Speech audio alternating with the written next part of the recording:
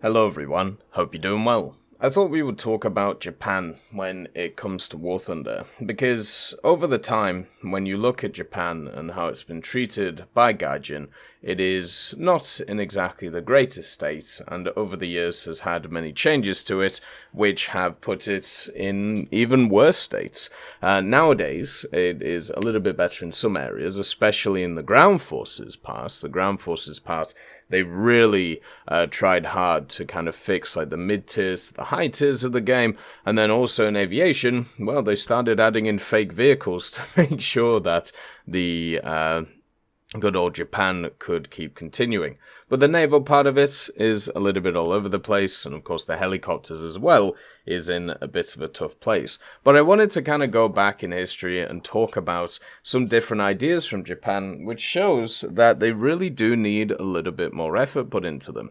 The first one being, of course, there's still no high tier AA for Japan. One of the crazy things that has happened over the years in War Thunder is the addition of so many different pieces of CAS, whether it be helicopters, whether it be, of course, guided bombs, whether it be guided missiles, or just guided munitions in general, or even drones, which were added more recently. And with Japan, you can't really do anything about them. We're 3, 4, 5 years into this, even when the bullpups started getting added with stuff like the FJ4B VMF for America, and, well, Japan is still struggling to be able to deal with any of these CAS elements, and also at the same time didn't really have any aviation elements to even deal with them in that way, so Japan has kind of been screwed on that front for a long time. It's also one of the nations that doesn't ever really get any mechanics first compared to everybody else.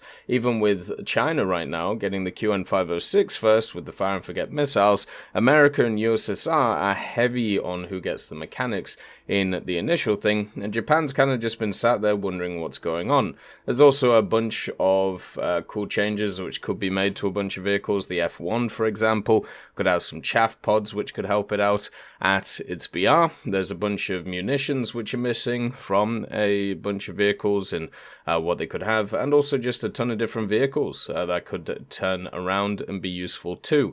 There's a ton of stuff that Japan could get, but just haven't over the years, and it's very hard to work out why. The other one is lackluster early tiers. Now, in order to get a lot of people into a nation, what you need is a good starter. This is a problem that some nations have, like, for example, France really struggles with this, because a lot of the early stuff for France is super rough. And when you have a look at Japan, it has the same issue. Whether you look at the ground forces or the aviation, until you get to rank 2, you're pretty struggling. And even at rank 2 for ground, you have a really tough time. For naval, you got the Matsuki and also the reserve coastal machines, which are both pretty bad compared to their competitions, and that just sucks for them, meaning that you have a horrific start. And so, just like French players, Japanese players are molded by detest, because they have to go through the fires in order to come out of them, be able to walk on the hot coals, and then survive as they go forward, which is definitely not the easiest thing to do. A lot of people struggle with that, which is why there's so much dislike for certain areas of the tech tree. There's also just massive double standards with Japan. Not a ton of other nations have this problem, but Japan has had it for an incredibly long time. You have the R2Y2s, for example, which are not real. The only thing that you can find from the R2Y2s is one real reference in a book to 3 of them, 3 variants, and then also a picture of a fuselage, which isn't exactly great, and has also been acknowledged by Gaijin for a long time that they shouldn't be in the game, but they persist for some reason. But then you have other vehicles in Japan, like the J6K1, for example, which is another vehicle which did not get past build stage. It never flew. It never had its configuration of guns. It never had anything of like that because it was never fully built. But it was put in the game as an event vehicle. And the reason why, at least from what I've heard, is because, well, the model was ready and they only realized the issues with it afterwards. So they decided to chuck it in. Then you have, of course, the F-16AJ, which is just another fake vehicle added to the tech tree. And then you have the whole production and all of that debacle behind it as well.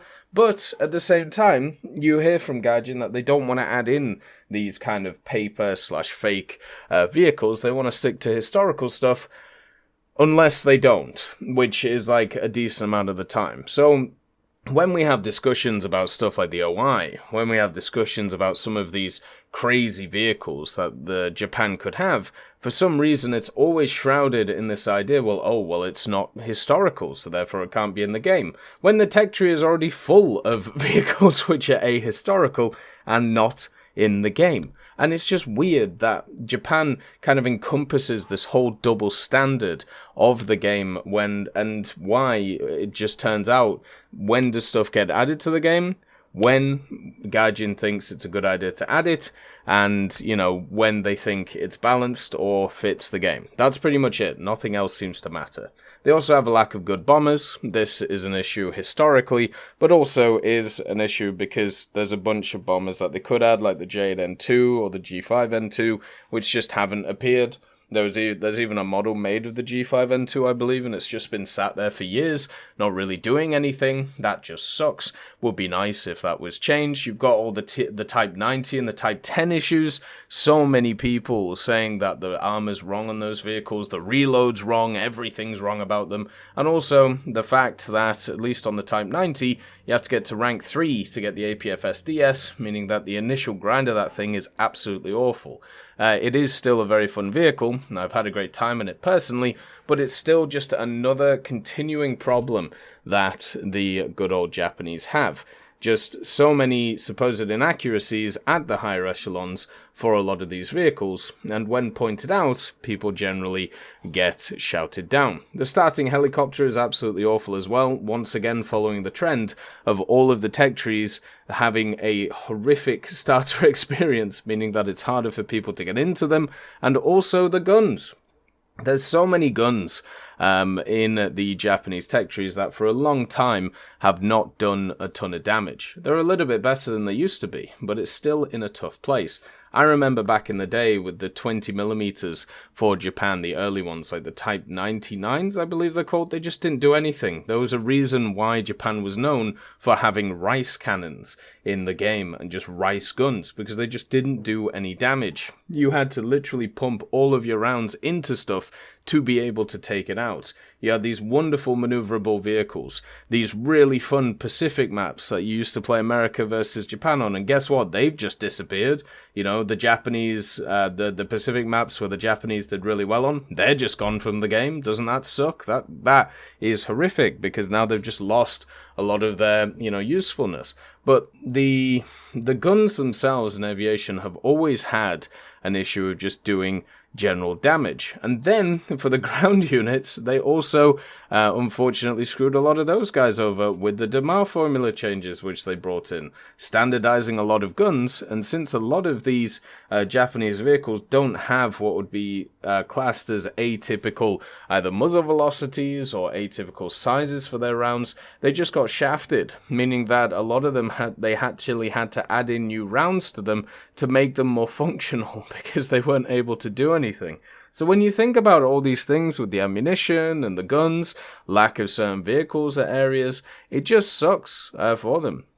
There's no way else to put it. And then on top of that, when it comes to the international community who enjoys Japan, decent amount of them are weebs, decent amount of them aren't weebs, but the main thing that you can say is they are at least passionate. The problem that Japan has is DMM. Now, DMM as a whole is cool because it means that Japanese players can play War Thunder, and the whole setup is really nice for them. But it means the international community does not get access to a bunch of exclusive stuff that goes to DMM, whether it be weebery stuff, whether it be just general decals or camouflages, and it can be very hard to get access to these things, and in order to get access to a lot of them, you literally have to link your account to DMM, meaning that you lose access to the Gaijin store and also probably the market, which is not great. There's no real other nation that has this issue apart from maybe China, which has, of course, the Chinese server, but the Chinese server's been shut down now, meaning that the DMM exclusives are only the last bastion of this apart from console and PC stuff. It just sucks at the end of the day that Japan gets treated in this way in many different areas, and hopefully in the future it can change. It would be nice for once for Japan to get something new and innovative that isn't seen in any other nation, just to give them a push forward to see what goes on, instead of nerfs, holes in their tech trees, and also at the same time tons of inaccuracies when Gaijin feels like it. As always, I hope you have a wonderful day, and I'll see you next time. I'd just like to thank Millie Draper, Juan the Panda, Nick R. Kupila, Carrion Crow, Gus Irenicus, Pyman, Merciless Reaper, Orange Tail, Teddy, Daniel Stanton, Moxie B. Young, Peter Grayling, Jerry Provolt, Bareen, Alan Hacker, Sem Arslan, Uncle Bean, Derek R., and Lafouche for supporting the channel.